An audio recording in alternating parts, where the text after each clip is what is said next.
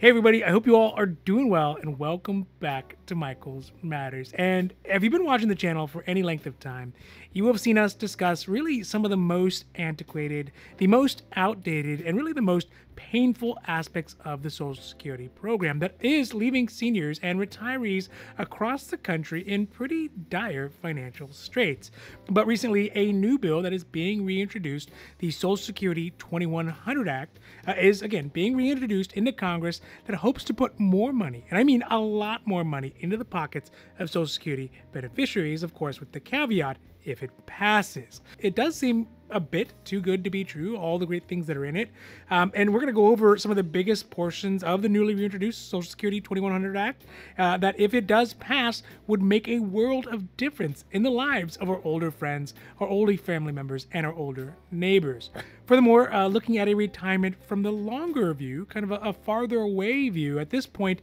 multiple GOP candidates who are running for president are already putting out their plans to shore up Social Security, and many of them are built on the idea of cutting benefits for younger generations like Millennials and Gen Zs, and hoping that they won't notice. So today we are talking about House Bill 4583, the Social Security 2100 Act that has been reintroduced into Congress, and what are some of the plans by GOP candidates for the president that they have to shore up Social Security, to fortify benefits now, of course, with an exchange for cuts later. All right, now, this is Michael's Matters, and before we get to it, if you like these videos, if you find them interesting, if you find them helpful, or hey, even if you find them useful, please don't forget to like and subscribe, because it really does help the channel grow, and we are so thankful for that, but also because you can get updates when our newest and most informative videos become available. All right, now, let's get down to the video. So let's start off by talking about the revival of a bill that has made the rounds through Congress really more than a few times. But this time, it has been reintroduced by Representative John Larson, who is a Democrat out of Connecticut, which is H.R. 4583, or as it's known, the Social Security 2100 Act, a sacred trust. The bill is a very wishful compilation of a whole bunch of fixes for Social Security that Social Security actually does need, and it would help Social Security get back to fulfilling its original purpose of providing for a dignified retirement for those folks who are retired and are maybe not able to work anymore. The main way that this would do this is by increasing the amount of benefits a majority of Social Security benefits can qualify for. This would include various administrative and calculatory changes that could leave thousands, if not tens of thousands of dollars more in the pockets of seniors over the entirety of a retirement. The first, and I think one of the biggest changes that would be included if this bill were to pass, is an update in the way that the annual cost of living adjustment, or the COLA, that retirees and folks on Social Security get. This update to the COLA calculator would better track with how much actual cost of living is, how much it increases for older Americans year over year, and account for the real cost rather than the lower inflated metric that it's using now. Now, the specifics of how this works, kind of broad strokes, is that the COLA, or the Cost of Living Adjustment Inflation Calculator, would be moved from the current calculator, the CPI-W, which is the basis of the calculation, or what is called the Consumer Price Index for Urban Wage Earners, and would change it to something called the CPI-E, which is known as the Consumer Price Index for the Elderly. The primary difference between these two inflation measurements is that one measures the average rate of inflation for the urban clerical worker and then applies that to seniors' yearly benefits, and the other, the CPI, reflects the actual cost, or a closer to actual cost, that older Americans have and applies that one to seniors. So it's pretty obvious which one is going to be a better indicator of what retirees' costs are. Now, the CPIE has been around for quite some time, and the reason that has not been used up to this point is because, well, the CPIE, whenever it's taken on a yearly basis, almost always shows that the costs older Americans face are considerably higher percentage-wise than the CPI-W, or the Consumer Price Index for urban wage workers. Because the reality is that using the CPIE would end up putting a lot more money into the pockets of seniors because it better reflects inflation, but it would cost a lot more and take money out even faster from the Social Security program that's kind of already sort of teetering on the edge of oblivion. But under this new bill, if it passes, then hey, you know what? We'd finally get back to a Social Security that is going to actually not cut short seniors and older Americans and retirees. So that is one good benefit. The next way that the Social Security 2100 Act would help put more money into retirees' pockets and folks on Social Security is it would change the way that starting benefits, so those benefits that someone starts out with on Social Security, are calculated. And we don't really have enough time in this specific video to take a deep dive into the full length of how Social Security benefits are calculated, but the short version of this is that essentially when somebody's Social Security benefits are calculated, the Social Security Administration looks at a portion of their lifetime earnings and translates that into something called the primary insurance amount, or PIA.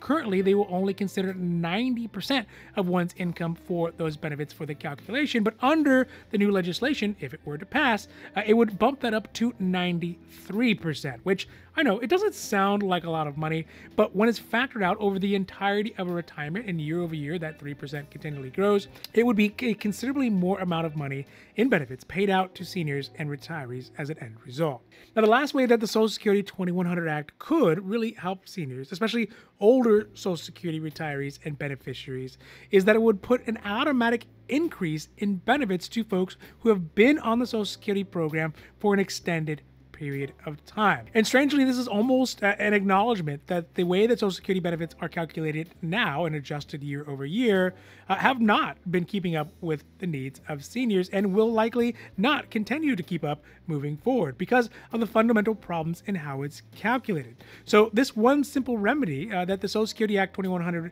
is trying to implement would basically be to add a longevity increase for beneficiaries. What this would do is add additional across-the-board bump in benefits to beneficiaries after they have been on the program for 15 years. In fact, it would give somebody an automatic 20% jump in their benefits in the year 16 and would scale all the way up to a 100% increase of the base benefit in the year 20, which is a very, very healthy jump for sure. And again, would help to offset a lot of those costs that seniors right now are not consistently being covered by the traditional cost of living adjustment and the amount of purchasing power that's being reduced by the continual high amounts of inflation. So having this would put a lot of those folks back into a financial position where they'll be able to make ends meet, or at least to have enough income to pay all their bills. So that is the Social Security 2100 Act, and there is a bunch more, which we can get to if it starts making more progress. But look, I don't know what the likelihood of this passing is, especially in a divided Congress right now.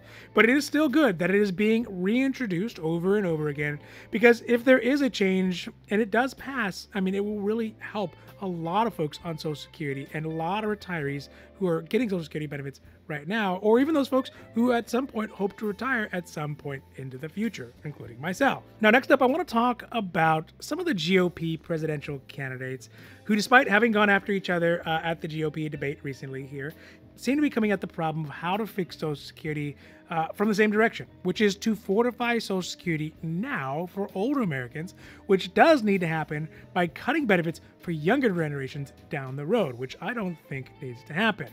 More specifically, I am talking about two candidates: the former governor of New Jersey, Chris Christie, who was the first one to throw this idea out there, really, or at least to throw his support behind it. And then also the former governor of South Carolina and the ambassador to the UN, Nikki Haley, to jump onto the Save Today at the expense of tomorrow Social Security bandwagon. On Bloomberg News, former Governor Haley said specifically, quote, "Social Security is going to go bankrupt in 10 years. Medicare is going to go bankrupt in 8. So the way we deal with it is we don't touch anyone's retirement or anyone who's been promised in, but we go to the people like my kids in their 20s when they're coming into the system and we say the rules have changed," end quote. The main justification that has been used really by both candidates,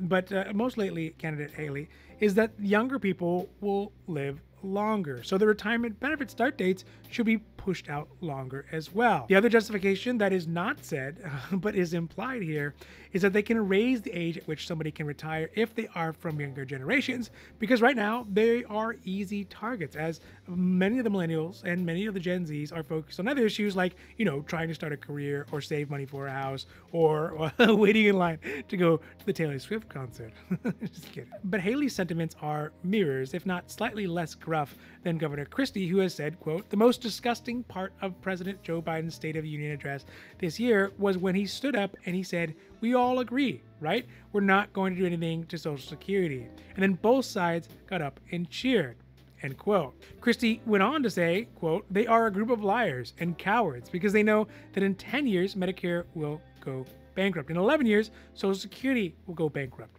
End quote. Which, is not necessarily true. I think he's kind of twisting that around a little bit,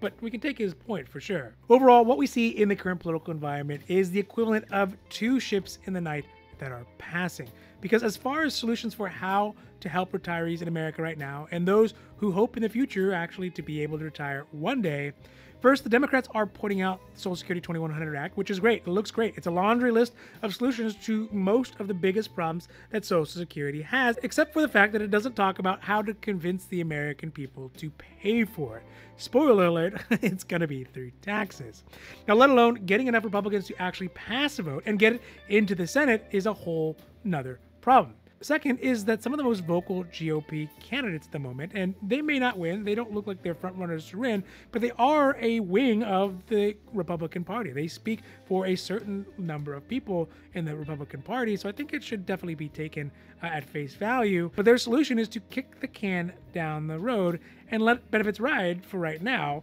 make no changes to the older generation's benefits, and force younger generations to pay for today's benefit shortfalls, either in direct money or in direct time. The problem is what is necessary is a bipartisan solution, which we may get from the bipartisan commission that is being put together to look at how to fix Social Security and Medicare, but they likely will not produce any solutions until after the elections for obvious reasons. But the hard truth is that the solutions are going to be unsavory in nature, at least politically for the folks who are voting them in. But in the long run, it will fix Social Security, but we're all going to have to take a bite of that sandwich, and just no one wants to tell us that no one wants to break the bad news. For the time being, while we are in this kind of crazy period, in the pre-election period, it just seems like everyone is throwing out solutions, but in reality, they're just kind of talking into the wind and making no progress towards a real solution. All right, so that's it for today's Michael's Matters, and I really hope that you enjoyed this video. And if you did, if you found it interesting, if you found it helpful, or hey, if you at least found it useful, please don't forget to like and subscribe, because it really does help the channel grow, and we are so thankful for that. But also because you can get updates when our newest and most informative videos become available. So for Michael's Matters, I'm Michael, hoping that you take care of yourselves, take care of others, and have a happy, healthy